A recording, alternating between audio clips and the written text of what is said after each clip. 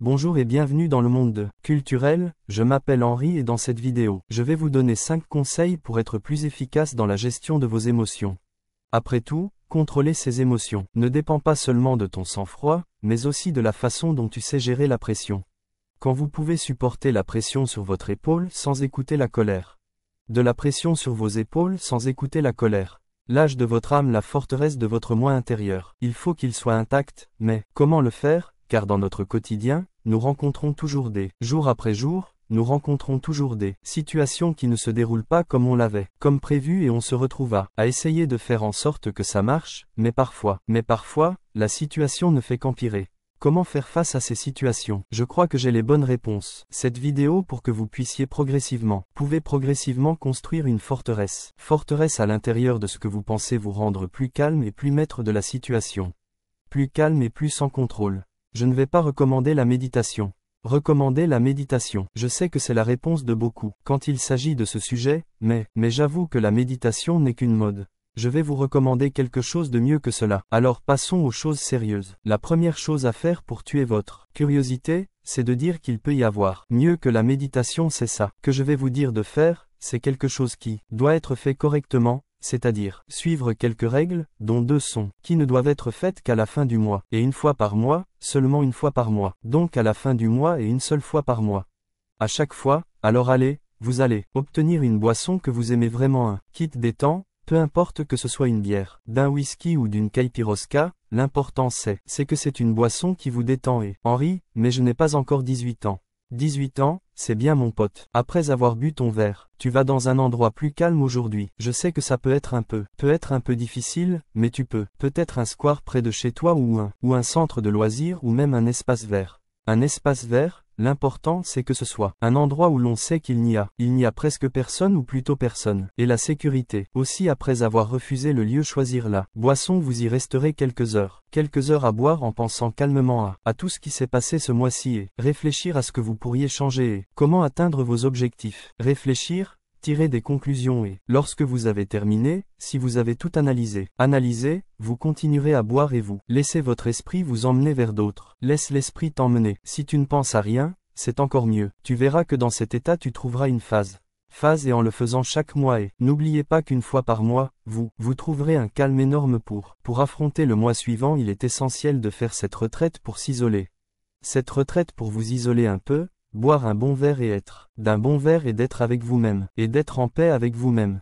Mieux que la méditation. Un autre facteur important est de prendre conscience des choses qui vous irritent. Après tout, compliqué de se mettre en colère quand on n'en connaît pas la cause. Et pourquoi il est bon de savoir, vous aide à vous débarrasser de ces éléments qui vous mettent en colère et, par conséquent, la probabilité que vous restiez plus calme, de rester plus calme au cours de la journée.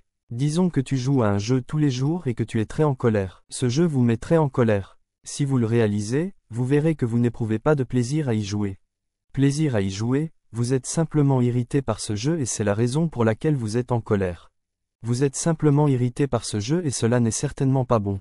Et ce n'est certainement pas bon, alors que faites-vous? Tu arrêtes de jouer et tu t'éloignes de ce jeu. Tu t'éloignes de ce jeu et tu n'y joues plus. Après cela, les journées seront plus paisibles. De la même manière, lorsqu'il s'agit d'une personne, te met tellement en colère que rien que sa voix, cette personne voit déjà votre colère quand vous vous réveillez. Et si c'est quelqu'un qui fréquente le même environnement que vous, si la personne le moins possible, l'auteur de la colère, c'est cela si vous ne trouvez les éléments qui vous rendent nerveux, la colère jusqu'à ce que vous atteigniez un point où vous perdrez le contrôle de la situation. La situation est probablement faire quelque chose de stupide. Essayez donc d'analyser ce qui vous met en colère et créer une routine, afin de pouvoir passer la journée. Vous puissiez passer la journée aussi calmement que possible. Ne pas donner d'importance à des mots idiots et vides de sens, c'est très important. Important pour les gens qui veulent juste voir le cirque en feu, c'est un fait. Cirque en feu, c'est un fait. Ne t'emporte pas quand personne t'injurie ou dit quelque chose d'absurde à ton sujet, regarde les choses en face sur le moment. Cette personne dit cela juste pour m'ennuyer, alors je ne vais pas lui donner ce qu'elle veut. Ce qu'elle veut, je ne vais pas me mettre en colère ou me calmer et répondre de manière intelligente. Ou plutôt je vais répondre. Silence, mettre cette pensée. Et seulement ce que vous croyez être vrai. La majorité de ceux qui remplissent irrités veulent vous voir nerveux. Le but versus La victoire pour elle est de maintenir cela. Et si elle continue à essayer de vous offenser, d'offenser votre femme aujourd'hui, un moyen obligatoire d'en arrêter un autre. L'astuce nécessaire est la pratique. Impossible pour une personne qui se met en colère. C'est impossible pour une personne qui se met en colère. Et de rester calme, il s'avère. Tout est une question de pratique. Il est impossible pour une personne qui se met en colère de rester calme, il s'avère que tout est une question de pratique.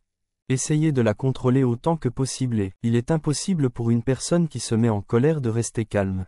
Il arrivera un moment où ce moment, que vous étiez très en colère devient quelque chose que vous tapez encore parce que vous gardez votre sérénité, alors vous réaliserez qu'on ne peut pas devenir quelqu'un de calme. Quelqu'un de calme si tu es quelqu'un qui s'énerve. Si tu es quelqu'un qui se met facilement en colère, forcez-vous à pratiquer cela.